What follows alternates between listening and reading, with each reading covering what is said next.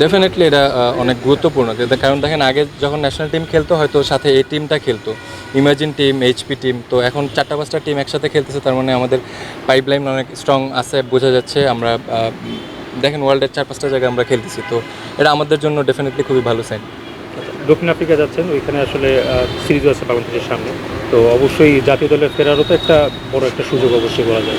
অবশ্যই, যেহেতু এটা আমার জন্য নতুন একটা এক্সপিরিয়েন্স, তো এই জায়গাটা ভালো করে অবশ্যই ন্যাশনাল টিমে কামব্যাক করার চেষ্টা করব। অস্ট্রেলিয়ার বিপক্ষে জয়টি আসলে কীভাবে দেখছেন? আপনি তো টিমের পার্ট ছিলেন, বিনের ক্রিকেটটা কেমন লাগছে আসলে?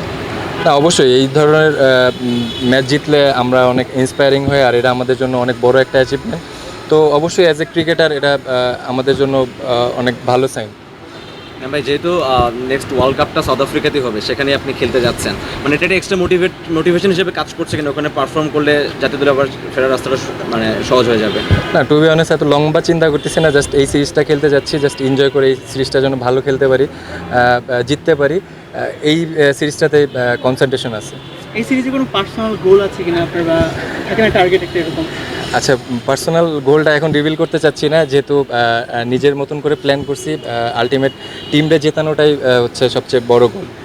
প্রিপারেশনটা আসলে কেমন হলো? ওখানকার উইকেট সম্পর্কে তো আপনার ধারণা আছে। যেহেতু আমাদের এখানে কিন্তু একটা দল অলরেডি খেলতেছে, তো আমরা কিন্তু অলমোস্ট ম্যাক্সিমাম ম্যাচই আমরা যেসব গ্রাউন্ডে খেলবো ওই সব জায়গাতেই খেলা হচ্ছে, তো ওই জায়গা থেকে কিন্তু আমরা ভালো একটা এক্সপিরিয়েন্স পাচ্ছি, যেহেতু লাইভ খেলা দেখা যাচ্ছে, তো ভালো একটা এক্সপিরিয়েন্স পাচ্ছি যে ওইখানে উইকেটের কী বিহেভ থাকবে, তো এটা বুঝতে পারতেছি এখন থেকে।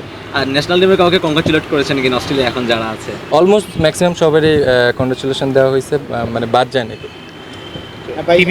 আপনি নিজে নাহিদ রানাকে এই সিরিজে দেখতে চেয়েছিলেন কিনা? অনেকে নাহিদ রানাকে নিয়ে বলছিল যে আসলে থাকলে অনেক ভালো হতো।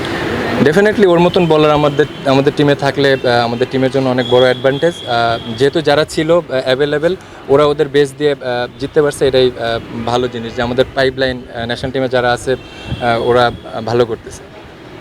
নাইম শেখের অ্যাগ্রেশনটা দেখতে পাবো কিনা ব্যাট হাতে?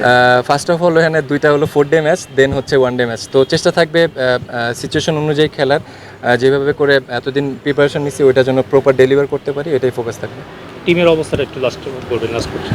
টিম হচ্ছে কিছু প্লেয়ার ওইখানে আছে, কিছু প্লেয়ার যারা এখানে অ্যাভেলেবেল আছে, সবাই একসাথে ভালো বন্ডিং হওয়ার চেষ্টা করতেছি। ওইখানে গিয়ে হয়তো ফুল টিমটা একসাথে পেলে আমরা ইনশাল্লাহ সোফার ভালো করার আশা করতেছি।